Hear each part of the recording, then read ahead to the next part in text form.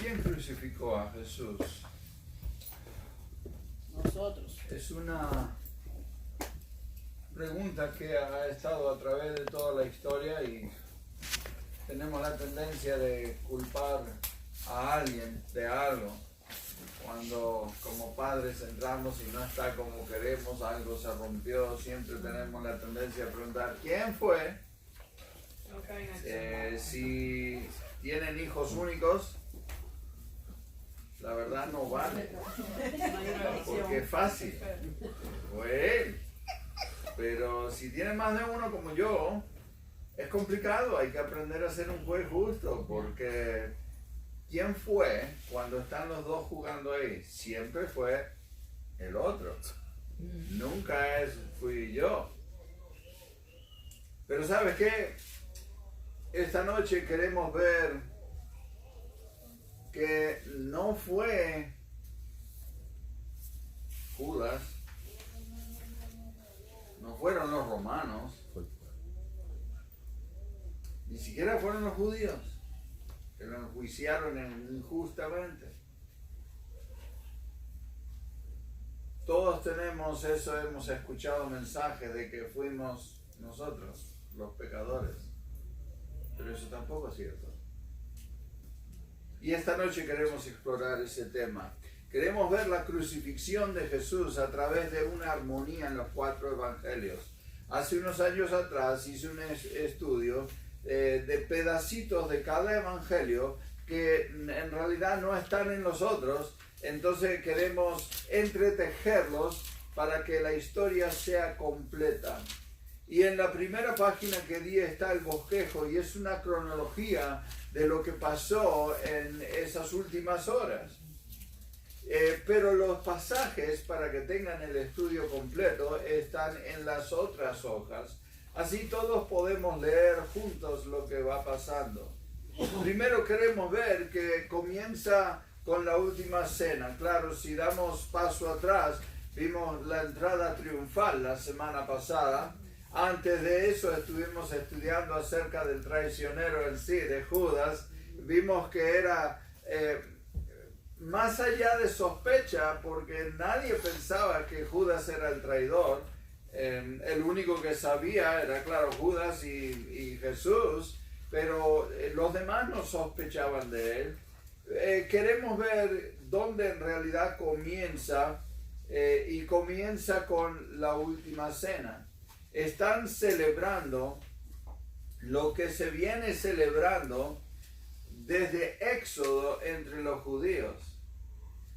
Y fue cuando la última plaga, la 10ª plaga, cuando murieron todos los primogénitos de aquellos que no tenían la sangre pintada en el dintel de la puerta. Y esta última cena es una cena muy no festiva, sino conmemorativa. Y cada una de las cosas que estaban sobre la mesa, ya sea el cordero, las hierbas, el pan, todo tenía su significado. Algún día exploraremos eso, pero es tema de otro día.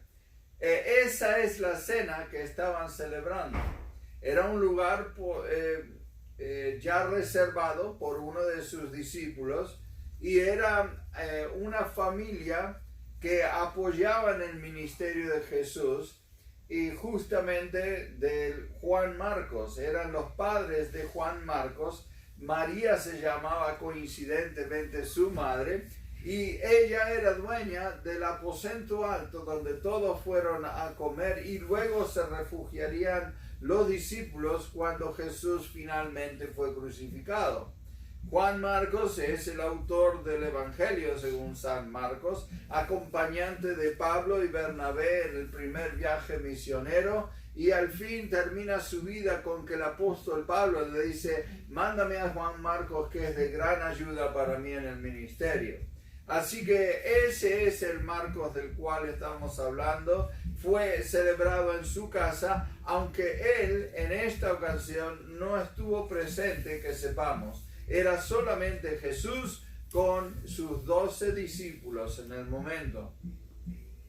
Y vamos a comenzar leyendo Lucas capítulo 22, del 14 al 20. Dice: cuando era la hora, se sentó a la mesa y con él los apóstoles, y les dijo: cuánto he deseado comer con vosotros esta Pascua antes que padezca. Ahí ya los tenía confundidos. Queremos aclarar algo. Cuando era la hora de la cena, significa que eran apenitas pasadas las 6 de la tarde, porque el día judío comienza a las 6 de la tarde. Entonces ellos tenían la tradición de comer la cena ese día, apenas empezaba el día a las 6 de la tarde.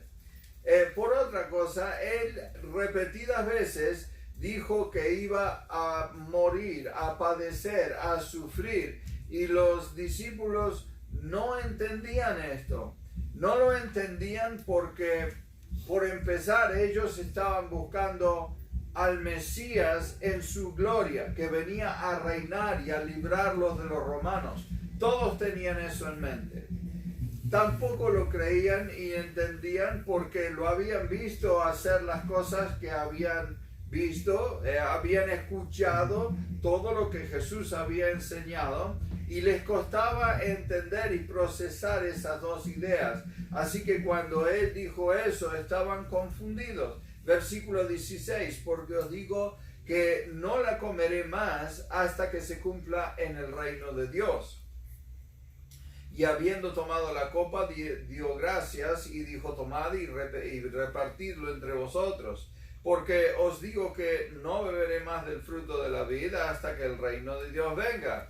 Y tomó el pan y dio gracias y partió y les dijo, diciendo: esto es mi cuerpo, que por vosotros es dado, haced esto en memoria de mí. De igual manera, después que hubo cenado, tomó la copa, diciendo: esta copa es el nuevo pacto en mi sangre, que por vosotros es derramada. Y ¿saben qué?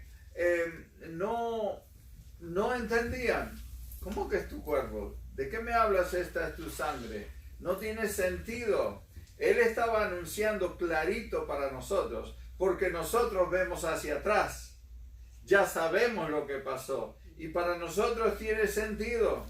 Pero para ellos no tenía sentido. Como judíos que eran, estaban acostumbrados a que el sacrificio era un animal que se hacía en el templo, pero no una persona, y menos que menos ante los gentiles romanos, a manos de ellos.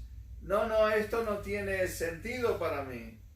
Entonces estaban confundidos. Lo segundo que vemos es a continuación de la cena, cuando él sale al huerto de Getsemaní. Hasta el día de hoy, muchas iglesias, y nosotros siempre lo hemos hecho, cuando tenemos la cena, la comunión, la Santa Cena que le dicen, cantamos un himno para terminar y salimos del templo reverentemente. Entonces, aquí en Getsemaní es cuando se vuelven a reunir. Mateo 26, 36. Entonces llegó Jesús con ellos a un lugar que se llama Getsemaní. Dijo a sus discípulos: sentaos entre tanto que voy allí y oro. Y tomando a Pedro y a los hijos de Zebedeo, comenzó a entristecerse y a angustiarse en gran manera. Entonces Jesús les dijo: mi alma está muy triste hasta la muerte. Quedaos aquí y velad conmigo. Tenemos una costumbre, todos los seres humanos, que cuanto más estamos sufriendo, a menos personas queremos ver. Nos aislamos con los más allegados, los más amados, los más confiados. Eso es muy normal.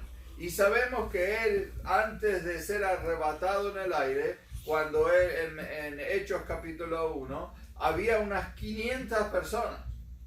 Sabemos en el Evangelio de Marcos que él mandó a 70 personas, dos en dos, a testificar. Sabemos de que él tenía 12 apóstoles, discípulos escogidos, especiales, que estaban ahí presentes. Y de entre esos 12 había 3, Pedro, Jacobo y Juan, que eran los más cercanos. En todo momento, hasta en el monte de la transfiguración, estaban Pedro, Jacobo y Juan. Y finalmente, en su momento de agonía en la cruz, había uno, que lo conocemos como el discípulo amado, Juan. Entonces, hay niveles de intimidad hasta con Jesús y sus discípulos que Él reveló. Ahora fíjense que Él llamó a estos tres, llamó a todos. Fueron a Getsemaní y le dice, quédense orando. Y llamó a los tres y se separó del grupo. Y finalmente le dijo a los tres, ¿saben qué? Quédense acá y oren, no se duerman, y yo me voy a apartar a orar solo. Pero no estaba solo. Quería tener comunión con su Padre. Es una lección que tenemos que recordar, que cuando queremos compartir nuestra peor angustia, nuestro peor dolor, siempre está el Padre. Los demás pueden quedarse a un lado, pero ¿sabe qué? Ante nuestro Padre Celestial, Él ni siquiera necesita que expliquemos con palabras humanas lo que sentimos. Dice que el Espíritu Santo le comunica eso. En nuestro dolor, Él entiende. Con solo decir Padre, ya Él sabe, Él siente lo que sentimos. Y eso Jesús quería en este momento. Yendo un poco más adelante, se postró sobre su rostro orando, diciendo, Padre mío, si es posible, pase de mí esta copa, pero no sea como yo quiero, sino como tú. Una gran lección también. Tantas cosas vemos hoy que predican, reclámalo, demándalo, dile a Dios lo que quiere, Él tiene la obligación de darte. Bueno, no en mi experiencia y no en la Biblia. Y si el Padre no lo hizo con Jesús mismo, ¿quiénes somos nosotros para reclamarle algo así? Al contrario, la Biblia dice exactamente lo opuesto. No todo te va a ir bien en esta tierra. Jesús nos garantiza. En este mundo van a tener muchas tribulaciones. Ahora eso sí, no se preocupen. Yo he vencido al mundo y lo que te espera ya es magnífico. Es más, en Hechos 8:18 nos dice, no tiene punto de comparación lo que estás pasando, las tribulaciones del tiempo presente, con lo que te espera en la gloria. No puedes entender, pero todo aquí vale la pena, te lo garantizo. Y nos lo dice el hombre que fue crucificado sin falta. ¿Hay alguien acá que sea sin falta? Yo estaba pensando, no hace mucho se me cruzó por la mente cómo estaban acusando a este político y a aquel abogado y yo veía las noticias y todo el mundo está siendo cuestionado por todo. Y ¿sabes qué? Yo no pasaría una prueba así para ser presidente. Yo no querría tampoco, pero no. Yo he cometido muchos errores. Todos hemos cometido muchos errores. La vida es cruel. Y si nosotros buscamos a alguien que no tenga problemas y que no haya cometido fallas, pues tenemos que ver más allá del planeta Tierra, porque aquí somos todos iguales. Todos estamos fallados. Pero Él dice algo que muestra su sumisión, humildad. Dice que no se haga mi voluntad, sino la tuya. Versículo 40, vino luego a sus discípulos y los halló durmiendo y dijo a Pedro, así que no habéis podido velar conmigo una hora, velad y orad para que no entréis en tentación. El espíritu de la verdad está dispuesto, pero la carne es débil. Ay, qué manera de entender. Jesús nos entiende. que nosotros tenemos las mejores intenciones, porque el Espíritu vive en nosotros y la verdad queremos hacer el bien, pero este cuerpo nos traiciona y hacemos lo que no debemos, porque francamente pensamos que nadie se va a enterar. Por eso hacemos lo que hacemos, porque pensamos que o las consecuencias son mínimas o nadie va a saber lo que hago. Bueno, quiero decepcionarte otra vez, pero Dios sí sabe. Y todo sale a luz. Entonces, Él entiende que los discípulos eran devotos, pero la carne es débil y se van a dormir. Otra vez fue y oró por segunda vez diciendo: Padre mío, si no puede pasar de mí esta copa sin que yo la beba, hágase tu voluntad. Vino otra vez y los halló durmiendo, porque los ojos de ellos estaban cargados de sueño. Claro, acababan de comer, acaban de tomar una copa de vino y salen y quieren estar despiertos a esa hora de la noche. Eso no es lógico. Y Jesús sabía, pero ellos, al no entender lo que venía en unas horas, no le daban importancia y prioridad. Jesús sí sabía. Y por eso la congoja de él. Entonces, 45, entonces vino a sus discípulos y les dijo: dormid ya y descansad. He aquí ha llegado la hora, y el Hijo del Hombre es entregado en manos de pecadores. Levantaos, vamos, ved. Y se acerca el que me entrega. ¿Se imaginan el choque, la sorpresa de ver a Judas acompañado de todos ellos con antorchas y soldados y los sacerdotes, los fariseos, miembros del Sanedrín? Todos estaban ahí y Judas fue el que lo entregó. Número 3, la traición y el arresto. Mientras él aún hablaba, se presentó una turba, y el que se llamaba Judas, uno de los 12, iba al frente de ellos y se acercó hasta Jesús para besarle.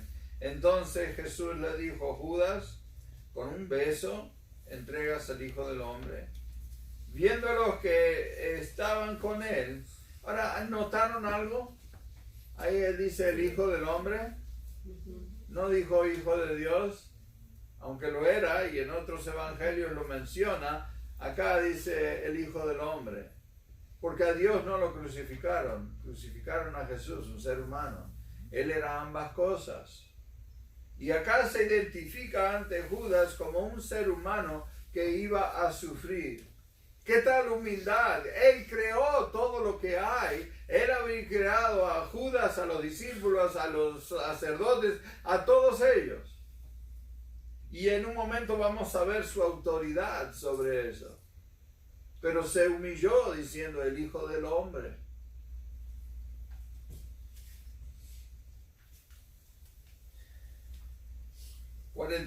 Viendo los que estaban con él y lo que le había de acontecer, le dijeron: Señor, ¿heriremos a espada? Él les había dicho anteriormente: no vayan armados. Fueron igual. Y uno de ellos les hirió a un siervo del sumo sacerdote. Por otros pasajes sabemos que fue Pedro. Cortó la oreja derecha. Entonces respondiendo Jesús dijo: basta, ya, dejad, y tocad su oreja. Y le sanó.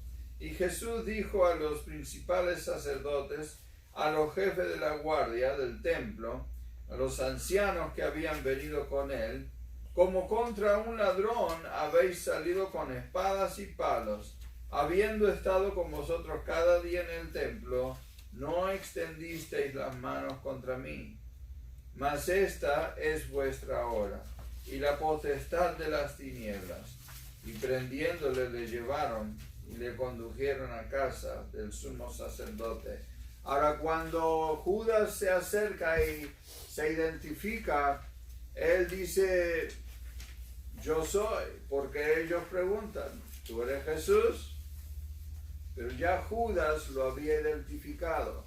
Hay dos cosas que suceden acá que son para mí increíbles. Una, que Pedro no fue, quédate quietito que te voy a cortar la oreja. Eso no fue lo que Pedro hizo, y tampoco era una navaja, era una espada. Entonces lo que Pedro hizo, sabemos que Pedro muy probablemente era zurdo, muy probablemente tenía escondida la espada del lado derecho, porque entonces lo que Pedro quiso hacer era cortarle la cabeza. Nadie ataca a otra persona con... Perdoncito, le quiero herir. No, eso no fue lo que Pedro quiso hacer. Pedro tampoco le lanzó la espada así. Directamente quería cortarle la cabeza. Si alguien trata de pegarte así, ¿qué es lo que haces? Y le cortó la oreja. Slack. Ahora, nadie dijo nada. Yo me imagino que tanto Pedro habrá gritado, ¡ya! Como el soldado, ¡ay! Habrá gritado, con la mano llena de sangre. Y sin embargo Jesús dice, no, espérate, que se lo puso. Nadie dijo nada. Como que no hubiera sucedido. Ni Pedro dijo, perdón, no quise. ¿Qué iba a decir Pedro si lo quería matar, no? Habrá dado un paso atrás, habrá estado atónito, asustado. ¿Qué me va a pasar? Ya me dijo que no traiga la espada. No solo la traje, sino que por mi temperamento ya perdí control y casi mato a este hombre. Y Jesús lo sana. Ahora Pedro estaba acostumbrado de que Jesús lo regañara. Pero Jesús no hace eso. Porque el momento, como él dice, es de ustedes ahora. La otra cosa, que una vez que Judas lo identifica, le preguntan, ¿tú eres Jesús? Y él dice, ¿qué? Yo soy. Yo soy. Eso habrá irritado, enfurecido a todos los que estaban ahí, porque esas palabras no las decía nadie. Eso viene también de Éxodo, en el Antiguo Testamento. Y sabemos que en Juan lo repite varias veces, 7 veces. Yo soy esto, yo soy esto, yo soy esto, ya lo hemos estudiado. Él se identifica como yo soy. Ahora, en el momento que él repite las palabras, el poder de las palabras de Jesús, que por cierto, creó el universo, el poder de las palabras que salen de su boca hacen que todos caigan como muertos instantáneamente. Yo soy. ¡Brum! Antorchas por acá, espadas por allá, palos por aquel lado, todo el mundo caído. Y de repente se levantan como que nada y lo arrestan. Dos cosas que tendrían que haberles llamado la atención. Decir, miren, mejor no tocamos a este hombre. Pero aún así, insisten. Número 4, el Sanedrín. Lo llevan ante el Sanedrín, que era la corte suprema de los judíos. Por tiempo vamos a saltearnos.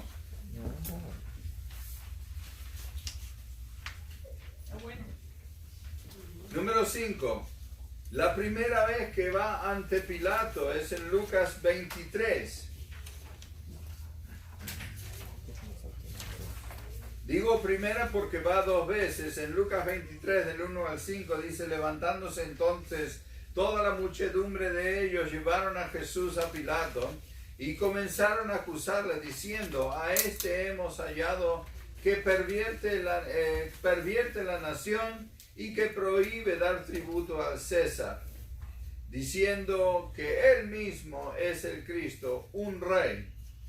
Entonces Pilato le preguntó diciendo, ¿eres tú el rey de los judíos? Y respondiéndole él dijo, tú lo dices. Y Pilato dijo a los principales sacerdotes y a la gente, ningún delito hallo en este hombre. Pero ellos porfiaban diciendo, alborota al pueblo, enseñando por toda Judea, comenzando desde Galilea hasta aquí. Era cierto parcialmente, y él no había cometido ningún crimen.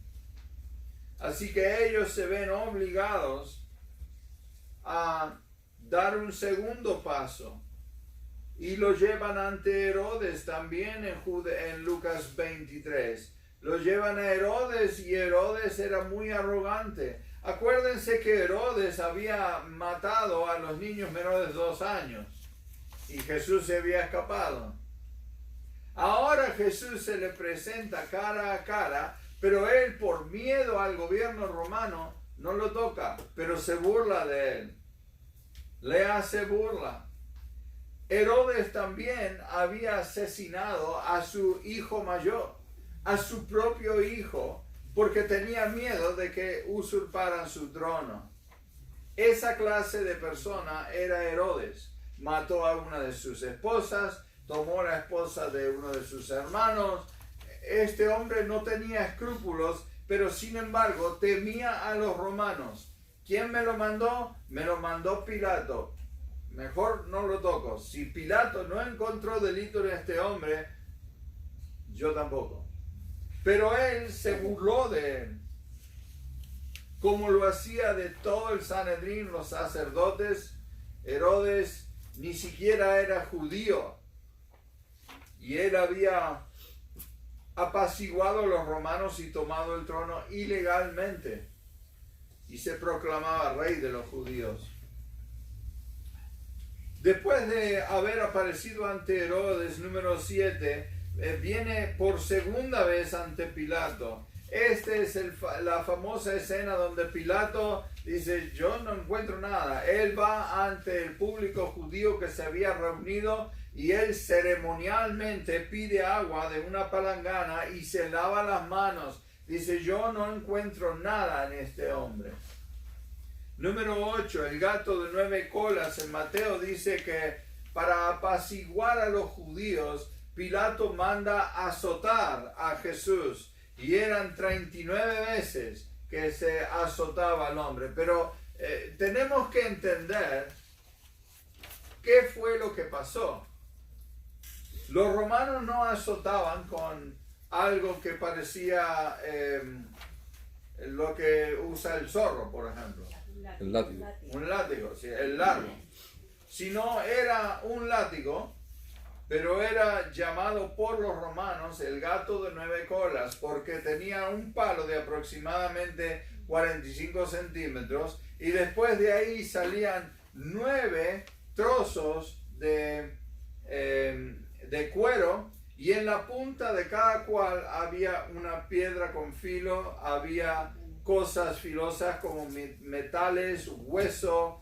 La idea era simple, que en un palo había una argolla arriba y con las manos atadas alzaban la argolla hasta que la piel se estiraba y estaba casi a punta de pie.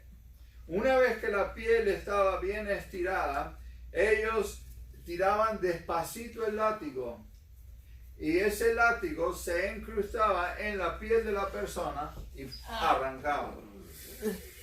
39 veces. Los historiadores y los científicos se han puesto a estudiar la condición de Jesús después de 39 latigazos de esa índole y dicen que no habría ni siquiera 1 centímetro cuadrado que no estaba sangrando. Porque ellos, una vez que el objetivo no era matar, el objetivo era torturar. Entonces ellos buscaban, bueno, este lado ya está, no lo podemos tocar porque lo vamos a matar. Entonces vamos a buscar más acá porque no hay nada acá, o está libre acá, o las piernas, o lo que sea. Y cuando eso se terminó en la espalda, la hacían hasta que se envolvía.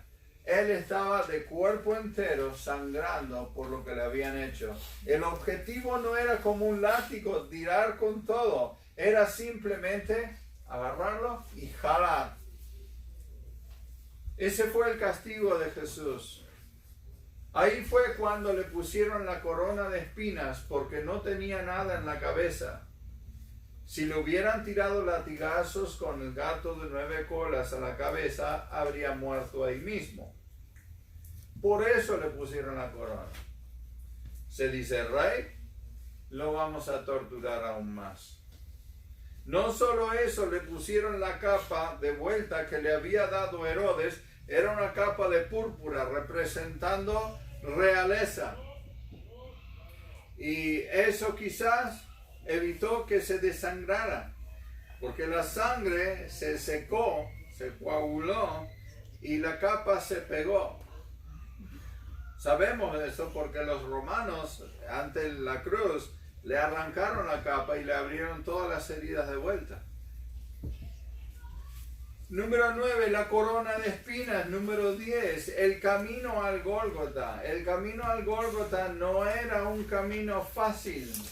Era un camino bastante estrecho y con bastantes escaleras. Hasta el día de hoy, el camino desde donde estaban las autoridades, el palacio de Pilato, hasta el Gólgota es para arriba. Era en una colina. Jerusalén en sí está construida sobre 7 colinas. Y cuando él tenía que llevar su cruz, no era la cruz entera.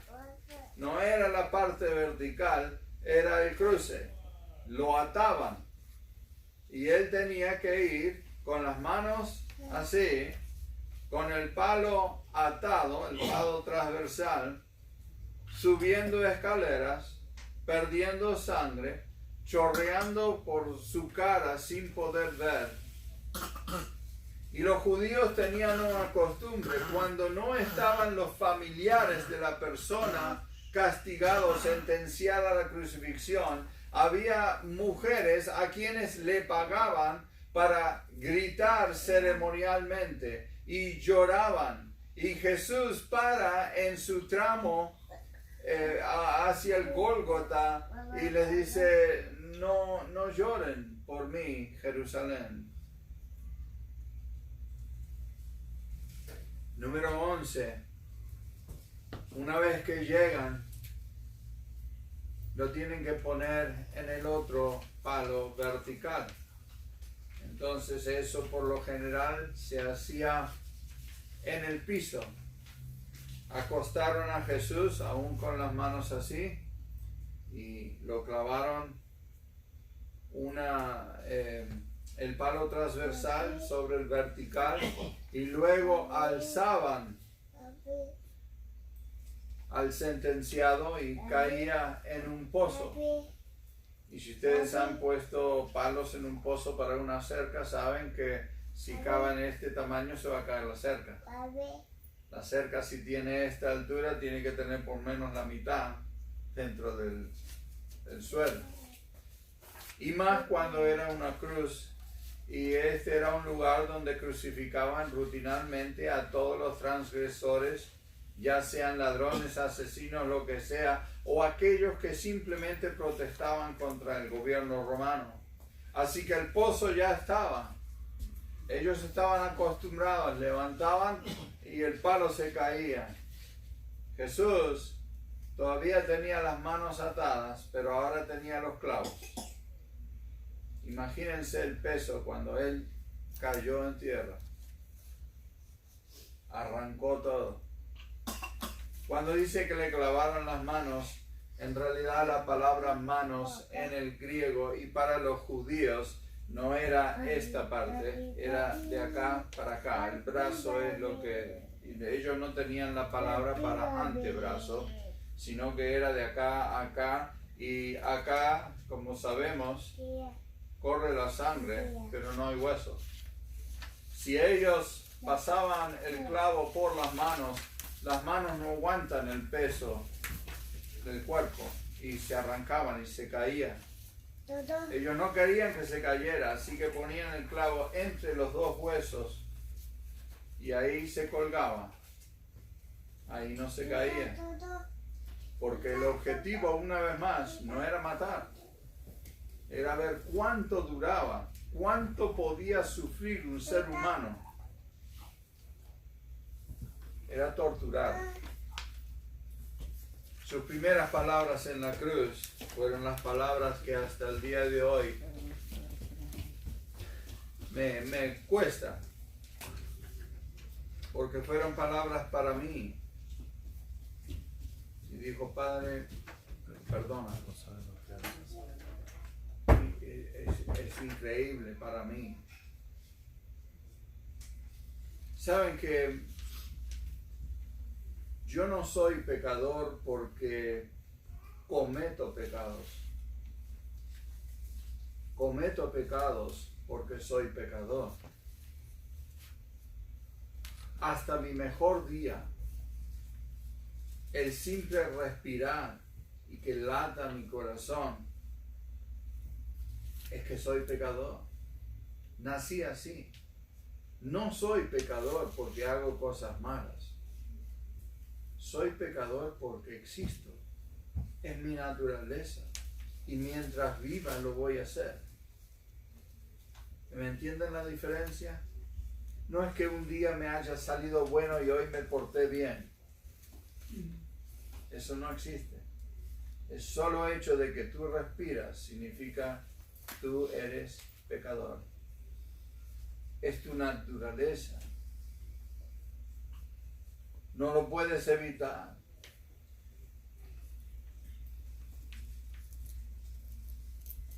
Número 12, la crucifixión. Fue en la hora tercera, dice en Marcos 15, y la hora tercera está hablando de la hora judía. El día empezaba ¿a qué hora? A las 6 para los judíos. Entonces la hora tercera sería 9 de la mañana fue crucificado. Saben que él fue arrestado a medianoche, enjuiciado, mientras nadie sabía. Sus seguidores no tenían idea, su madre no sospechaba nada, estaban todos dormidos. Antes de las 6 de la mañana ya estaba todo dicho. Había ido ante Pilato, ante Herodes, después Pilato, y ahora a la hora 9 ya estaba en la cruz. Lo hicieron de noche. ¿Se acuerdan lo que dijo Jesús? No me pudieron aprender en el templo y ahora vienen de noche con palos y espadas. ¿Vienen a mí? ¿Tanto lío para mí? Porque lo estaban haciendo mal y lo sabían. Y tenían que hacerlo antes de que se enterara todo el pueblo. A escondidas.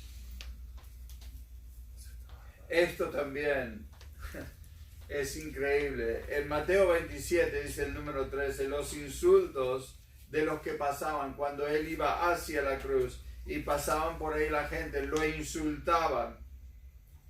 Porque era típico insultar al que iba a ser crucificado. ¿Por qué te portaste mal? ¿Por qué quebrantaste la ley? Le decían de todos.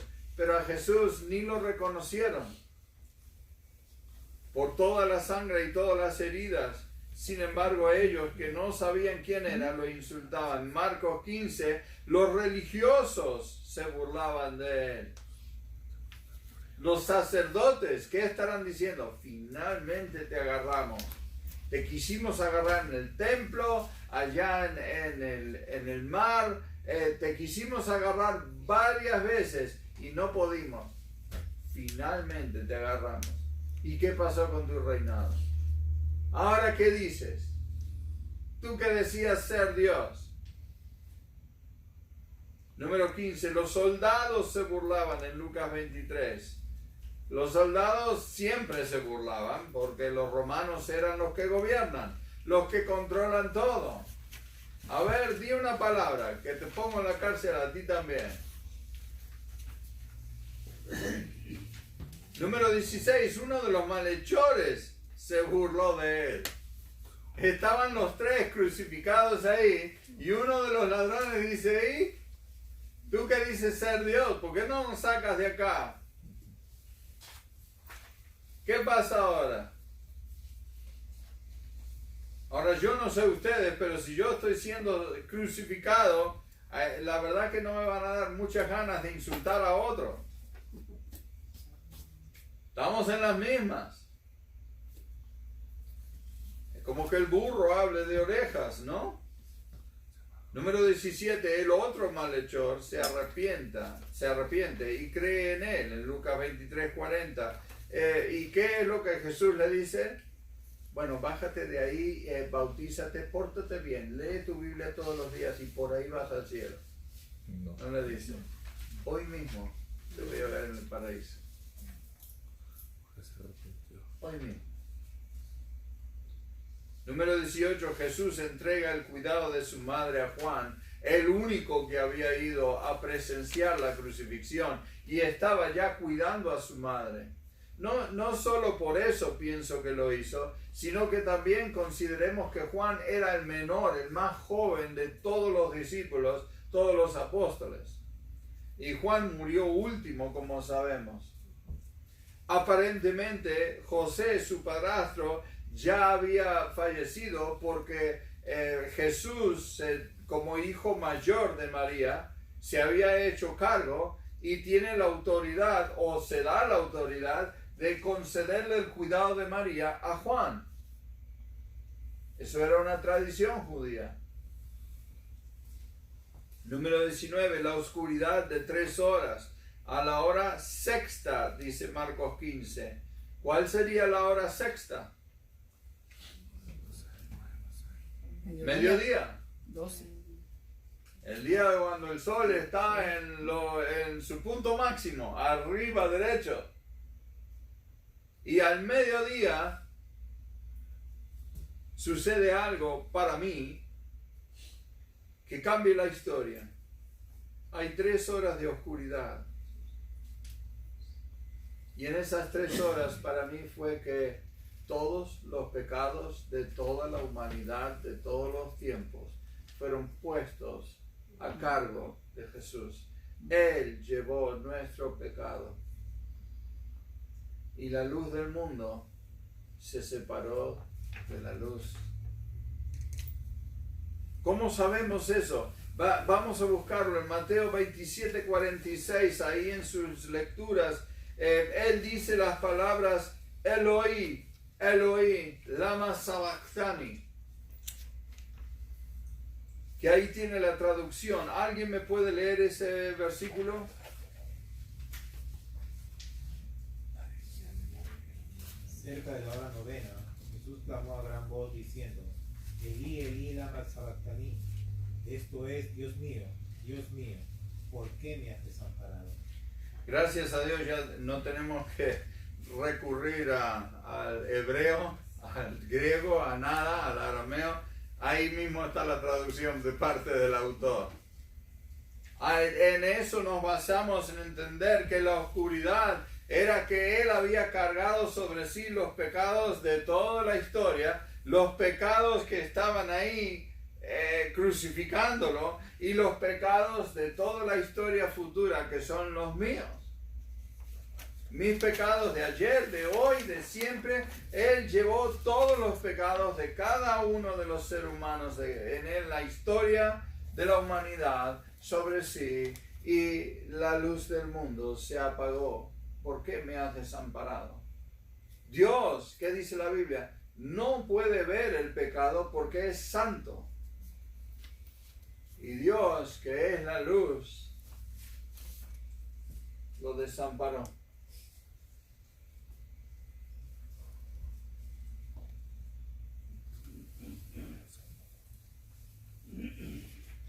En Juan 19, finalmente aparece Juan. No sé si se habían percatado de esto, pero hasta este momento he usado Lucas, Mateo, Marcos, pero Juan es la primera vez que aparece aquí. Y Juan relata que hacen una costumbre de los romanos, no era judío. Ellos le dan algo que se llama mosto.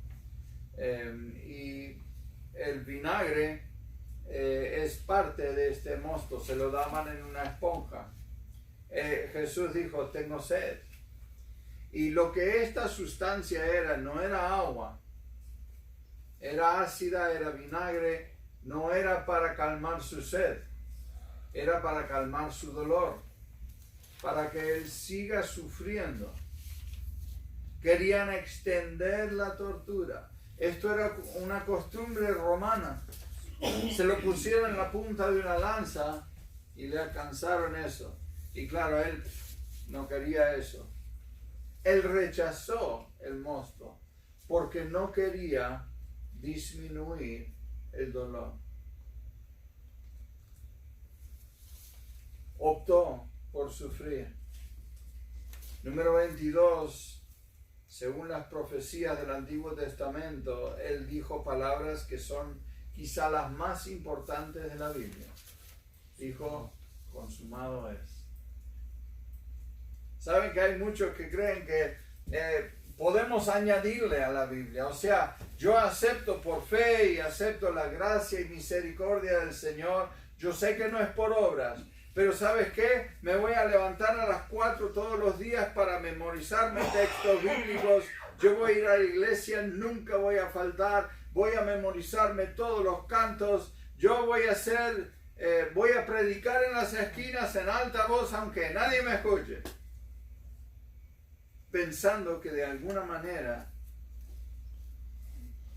vas a agradecer a Dios.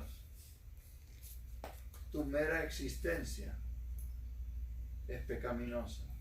Aún en nuestros mejores días, la palabra dice que nuestros actos de justicia son como trapos de inmundicia. No podemos hacer nada para que Dios nos ame más. Es imposible. Dio todo su amor. No hay nada que yo pueda hacer para mejorar mi condición ante Dios. ¿Saben por qué? Porque mi condición ante Dios no depende de mí. Depende de Jesús. Y Él es perfecto.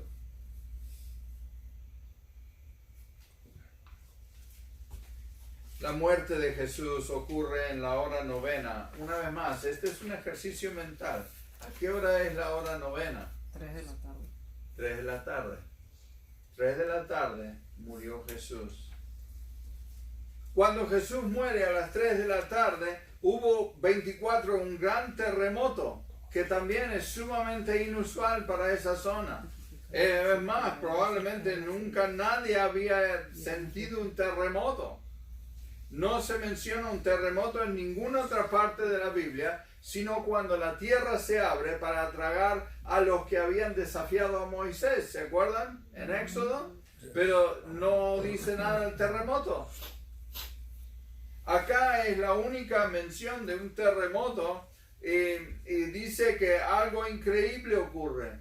No que los edificios se caen, no que el palacio se cae, nada de eso, sino que una sola cosa menciona como daño. El velo dentro del templo se raja en dos, se parte. ¿Qué significado tiene eso? ¿Qué es el velo? Bueno, el velo interrumpía el templo entre la parte donde podían entrar cualquiera y la parte santísima. No entraba nadie, sino el sumo sacerdote. El sumo sacerdote se ataba a una cuerda especial para poder entrar, antes de entrar. Por si acaso pecaba, Dios lo mataba y lo tenían que arrastrar. ¿Qué sucedió? Y para saber que no había muerto, le ponían campanitas en las vestiduras. Entonces, mientras se escuchaban las campanitas, lo dejaban. Si dejaban de sonar, hizo algo. Hay que reemplazarlo. Pero ahora, ¿cuál es el significado que se haya rajado? Dios está diciendo clarito lo que dice en 2 Timoteo. Dice, hay un solo Dios y un solo mediador entre Dios y los hombres. Jesucristo hombre. Ya no necesitas sacerdote ni sumo sacerdote ni sacrificio, porque Jesús es el único mediador. Quiero que haya acceso directo a Dios. No vamos hacia el sacerdote a confesarnos, a través de los santos a pedir perdón, ni siquiera, especialmente no a María, porque Jesús mismo lo prohíbe. Entonces tenemos acceso directo al trono de gracia a través de Jesucristo. Él es el mediador. Amén. Y no hay otro.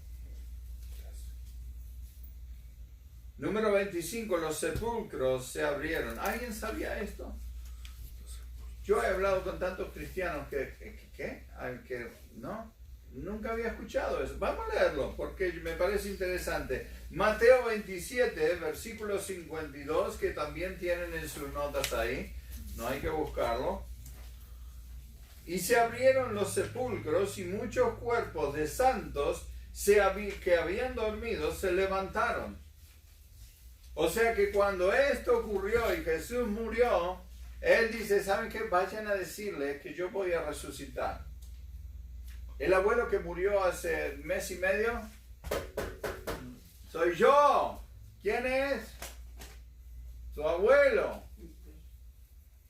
¿Se imaginan por toda Jerusalén gente que había muerto recientemente, ahora de golpe, 3, 4 semanas, meses, se levantan de sus tumbas? Aquí estoy, ¿qué hay de comer? ¿Y qué haces acá? No, Jesús, tú sabes que Jesús. ¿Ustedes creen que no empezaron a murmurar por toda Jerusalén? Jesús, el que acabamos de matar, te resucitó, así como Lázaro. Estaban asustados. ¿A quién le tememos más? ¿A los romanos?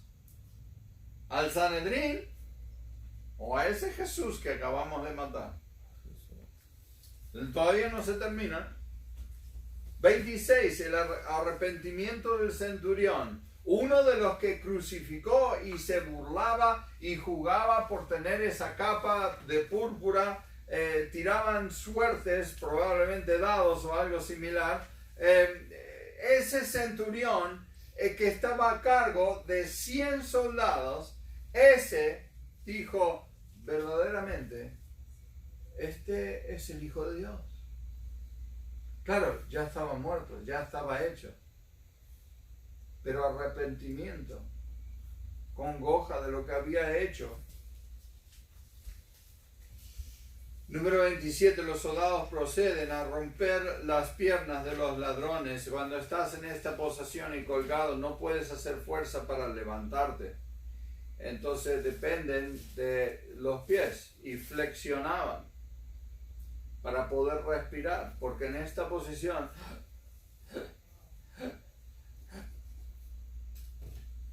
entonces cuando rompían las piernas le ponían una espada entre las dos piernas y giraban. No era nada fuerte, sino caminaban, ¡plac!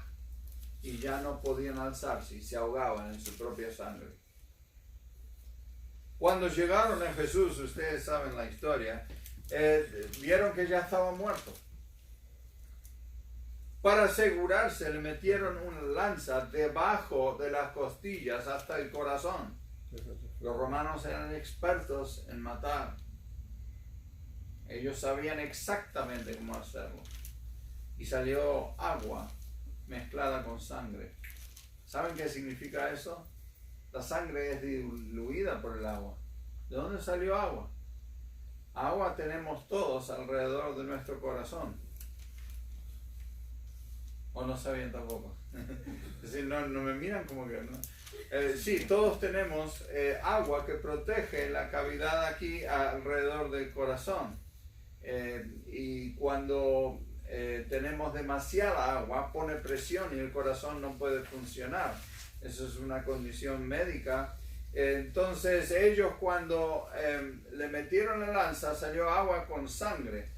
Ahora, si la sangre se diluye con el agua, pero no se diluía, era coagulada, significa que ya había muerto. ¿Qué significa la sangre coagulada cuando sale del cuerpo? Que su corazón estalló. Jesús no murió por los clavos, no murió por los latigazos ni la corona. Jesús murió de un corazón roto. Y la gente sabe por qué es eso. Es por la presión, por el estrés, por el sufrimiento que él estaba sintiendo. No por ti, por mí, sino la separación de su Padre. Siempre habían sido uno y el pecado los separó momentáneamente. Porque ¿cuál es la paga del pecado? Muerte. Número 28, el soldado abre el costado de Jesús. 29, Jesús es sepultado antes de las 6 de la tarde. ¿Por qué? Antes de que empezara el nuevo día. Porque empezaba la Pascua judía esa tarde. Jesús la celebró antes. Es interesante la pregunta que hago. ¿Quién mató a Jesús entonces? Bueno, aparentemente fueron los romanos. No. Ya estaba muerto cuando lo quisieron matar. Bueno, entonces responsables son los judíos, porque ellos lo sentenciaron injustamente, hasta pagaron a testigos falsos. No, ellos no mataron a Jesús. Fue Judas, el traicionero. No fue Judas, ya sé, fuimos nosotros. Nuestros pecados. No, El pecado. Nuestros no pecados. fuimos ninguno de nosotros. Les quiero mostrar quién fue. Nuestros pecados. Ok, yo lo mando así. Estás un poquito atrasada.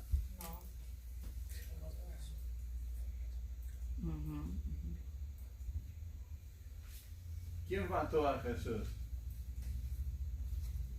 Uno. Pecadores. Nadie. Nadie mató a Jesús. Espera, no. Ellos lo crucificaron, no lo mataron. Él quiso morir por ¿Quién lo nuestros mató? pecados. Vamos a ver este versículo. Claro. Él vino a morir Por eso me ama el Padre, porque yo pongo mi vida para volverla a tomar. Nadie me la quita, sino que yo de mí mismo la pongo. Tengo poder para ponerla y tengo poder para volverla a tomar. Este mandamiento recibí de mi Padre. ¿Quién mató a Jesús? Nadie. Murió porque quiso. Cuando Él estaba muriendo, como cantamos en la canción, pensó en mí. Yo muero porque me da la gana por Ricardo. Señor, gracias por lo que hiciste. No tenemos palabras de agradecimiento suficientes para expresar lo que sentimos. Y Señor, la vergüenza que nos da cada vez que te fallamos. Pablo dice que él no se avergonzaba del Evangelio, pero francamente, Señor, muchas veces lo hemos hecho. Nos quedamos callados en vez de invitar a alguien, en vez de contarles acerca de Jesús. Tú nos dices, porque de tal manera amó Dios al mundo, porque no hay manera de expresar lo que tú hiciste. No hay palabras, no hay adjetivos que describan ese amor. Va más allá de todo entendimiento. Y simplemente vamos a ti en adoración. Y esta semana ayúdanos a tener eso en cuenta. Que tú moriste no porque te odiamos, no porque somos pecadores, sino porque tú nos amaste y querías morir por nosotros. Tú preferiste morir por nuestros pecados que pasar el resto de la eternidad sin nosotros. Y yo no entiendo eso. Gracias, aunque es poco. Gracias por tu misericordia, por tu salvación, por tu sacrificio. Ayúdanos en cuanto pensamos en tu sacrificio y tu muerte por nosotros, a que nos inspire a vivir por ti. Te pido que nos lleves con bien a nuestros hogares, en nombre de Cristo. Amén. Amén. No se pierdan la semana que viene, la segunda parte, porque hoy hablamos del viernes, pero el domingo se viene. El domingo cambió la historia.